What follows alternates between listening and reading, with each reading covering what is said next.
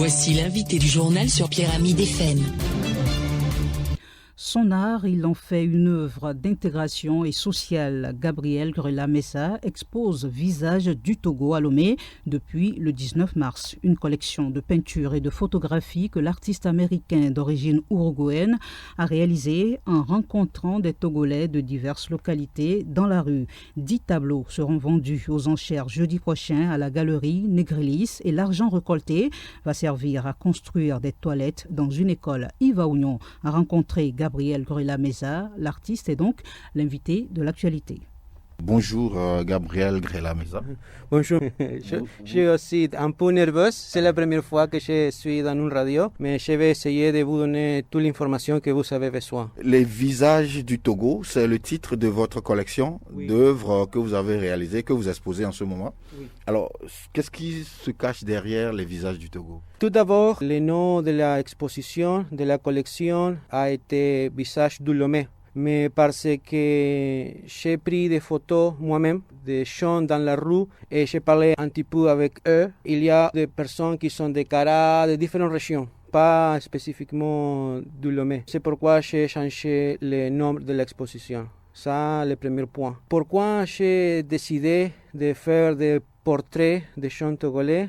Parce que pour moi, c'est la première fois que je suis ici à Lomé, au Togo, en Afrique de l'Ouest, en Afrique en général. La meilleure manière, le meilleur moyen pour connecter, pour comprendre ce que les gens pensent, comment les gens vivent, c'est de parler avec eux. Donc, j'ai pensé, qu'est-ce que je peux faire? Je ne peux pas aller à la rue et arrêter les gens et dire, je suis Gabriel, je veux vous connaître. C'est bizarre. Le deuxième point, c'est que j'ai connu une petite école pour les enfants, avec beaucoup de besoins, et j'ai pensé, qu'est-ce que je peux faire pour les enfants? J'ai dit, ok, je vais prendre des photos des gens dans la route, et j'ai l'excuse que je vais faire les portraits pour donner à une école, toutes les recettes. Donc, chaque fois que j'ai parlé avec une personne différente, j'ai dit, désolé, je suis en train de faire cette exhibition, pour faire les ventes aux enchères, blablabla, pour aider une école. Donc, avec cette clé, avec cette petite introduction, les gens sont plus ouvertes avec moi. Sinon, je suis complètement une étrangère. Je comprends que vous êtes photographe finalement, vous n'êtes pas peintre. Je suis un artiste visuel. Je peux utiliser la photographie, la peinture. J'ai étudié la peinture spécifiquement pendant 9 ans.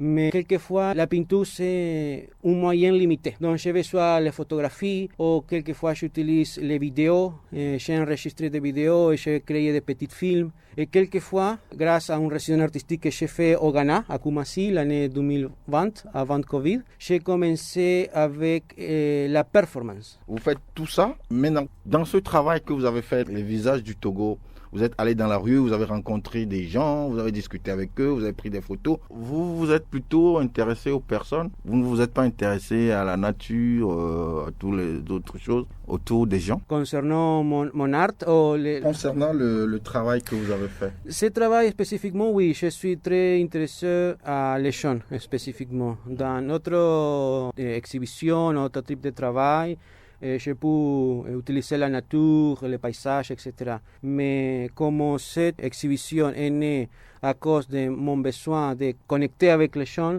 indiscutablement, le produit final, c'est des visages des gens. Cette exposition, vous l'avez dit, c'est aussi pour satisfaire un besoin social, puisque le fruit de la vente aux enchères que vous organisez d'ailleurs le 8 avril, l'argent qui sera récolté sera totalement destiné à la reconstruction des toilettes dans une école. Quel est votre lien avec cette école? Donc, pour faire l'histoire un petit peu courte, je connais une personne qui est devenue une amie après, un Togolais qui travaille dans l'école britannique. Après beaucoup de conversations avec cette personne, il m'a dit je connais cette école qui a besoin, que je voudrais que vous connaissiez, blabla. Donc, l'année 2019, à la fin, il m'a promené jusqu'à l'école. Donc, j'ai vu les conditions de l'école et j'ai dit, waouh, je dois faire quelque chose ici. Donc, mon lien à cette école, c'est grâce à cet ami de l'école britannique. Parce que l'école britannique a quelques actions volontaires avec cette petite école. L'école s'appelle Vivenda. Le quartier, je ne me rappelle pas. C'est en direction de l'aéroport. Vous pensez que ce que vous allez récolter peut suffire pour vraiment construire les toilettes? Ce projet a été un travail très dur et très long. Nous avons demandé à l'école même pour trouver de bonnes entreprises. Donc, il y a 12 entreprises et 1 personne qui travaille seule, qui a donné à l'école tous les budgets. Le devis. Oui, exactement. À la Galerie Negrilis, à l'Institut français et moi. Nous sommes les 3 membres avec l'école, les 4e, qui sont sur le projet. Mais ça, concernant les budgets, l'école même a été en charge de ça. Bien sûr, nous avons posé des questions, pourquoi ça, blabla. Mais maintenant, tout c'est en règle. Merci Gabriel. Merci à vous pour cette opportunité magnifique. Le photographe et peintre Gabriel Grela Mesa répondait aux questions de Yves Aounion et l'entretien culturel met fin à cette édition sur Pyramide FM.